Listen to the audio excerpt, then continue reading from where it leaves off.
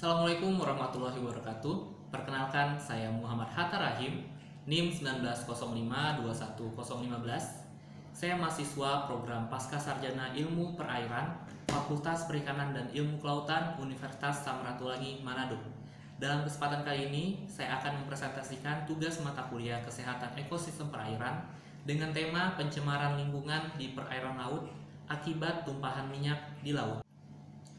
Adapun outline pembahasan kali ini, yang pertama pendahuluan, pembahasan, dan kesimpulan. Baik, pengertian pencemaran laut. Pencemaran laut adalah masuknya atau dimasukkannya makhluk hidup, zat, energi, atau komponen lain ke dalam lingkungan laut oleh kegiatan manusia, sehingga kualitasnya turun sampai ke tingkat tertentu yang menyebabkan lingkungan laut tidak sesuai lagi dengan baku mutu atau fungsinya. Adapun sumber pencemaran minyak di laut menurut Pertamina tahun 2002, yang pertama ada ladang minyak bawah laut, yang kedua operasi kapal tanker, yang ketiga docking atau perawatan kapal, yang keempat terminal bongkar muat di tengah laut, dan yang kelima kecelakaan kapal tanker.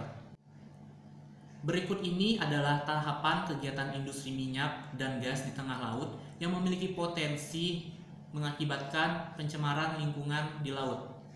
Yang pertama adanya konstruksi anjungan, yang kedua aktivitas pengeboran, yang ketiga proses produksi dan pemeliharaan, dan yang keempat transportasi minyak dan gas. Berikut ini potensi pencemaran laut pada operasi produksi dan pemeliharaan fasilitas, di mana kontribusi pencemaran laut akibat kegiatan ini sangat kecil, tetapi akan menjadi besar apabila terjadi kecelakaan seperti semburan sumur minyak atau blowout. Selanjutnya, transportasi minyak dan gas. Potensi pencemaran laut dari transportasi migas, yang pertama adanya kecelakaan tanker, yang kedua operasi rutin tanker, dan yang ketiga adanya kebocoran pipa. Berikut ini kasus pencemaran minyak di laut. Yang pertama ada tumpahan minyak Montara pada tahun 2009. Berikut ini adalah fakta-fakta yang saya kumpulkan. Yang pertama terjadi pada tanggal 21 Agustus tahun 2009, di mana kejadian ini berlangsung hingga 74 hari. Yang kedua, ladang minyak Montara terletak sekitar 690 km barat Darwin, Australia Utara, dekat dengan perairan Nusa Tenggara Timur.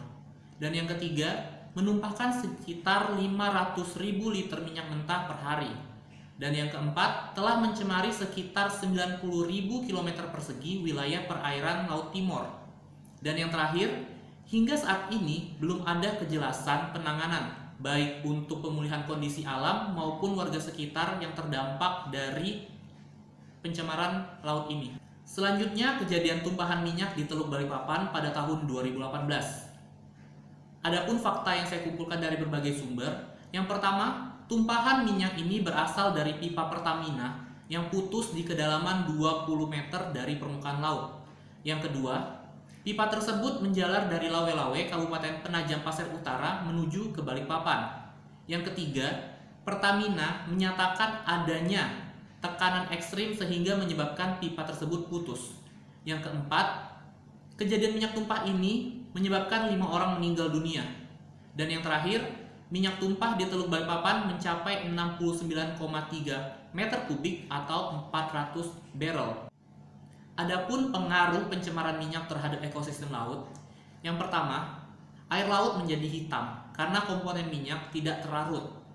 Yang kedua, komponen hidrokarbon pada minyak berpengaruh pada reproduksi, perkembangan, pertumbuhan, dan perilaku biota laut, bahkan dapat mematikan ikan. Yang ketiga, merusak ekosistem mangrove karena menutup tempat pertukaran oksigen dan karbon dioksida pada sistem perakarannya. Yang keempat, akan menyebabkan kematian terumbu karang jika mengalami kontak dengan minyak. Dan yang kelima, jika minyak menempel pada bulu burung, akan menghilangkan kemampuan untuk mengisolasi temperatur sekitarnya. Berikut ini adalah dampak dari tumpahnya minyak di laut. Yang pertama, air laut menghitam. Yang kedua, matinya biota laut. Yang ketiga, minyak menempel pada bulu burung.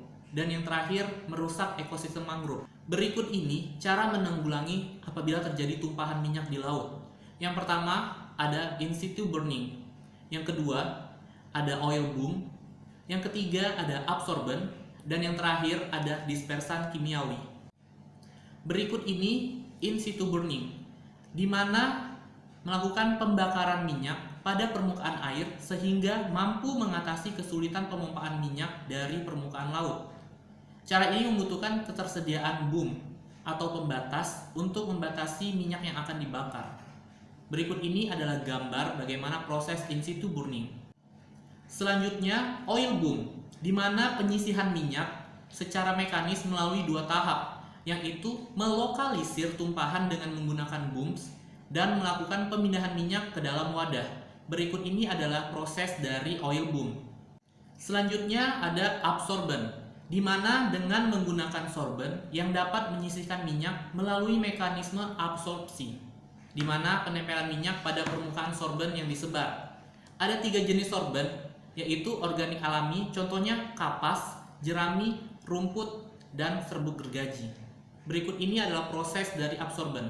Selanjutnya, dispersan kimiawi, di mana dengan menggunakan dispersan kimiawi untuk memecah lapisan minyak menjadi tetesan-tetesan kecil atau droplet, sehingga mengurangi kemungkinan terperangkapnya hewan ke dalam tumpahan minyak tersebut. Demikian hasil presentasi yang dapat saya sampaikan. Lebih dan kurangnya saya mohon maaf. Terima kasih.